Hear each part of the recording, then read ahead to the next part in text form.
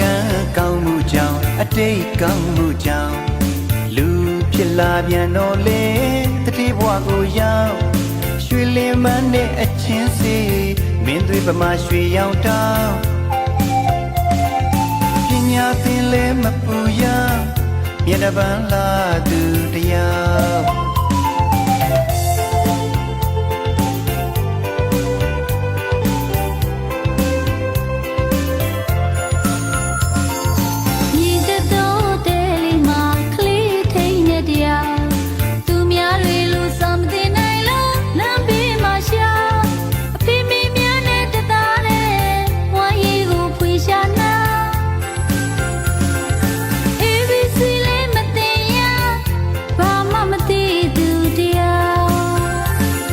ကရုဏာမြတ်ဝန်းများနဲ့ဝိုင်းဝန်းစာနာထောင်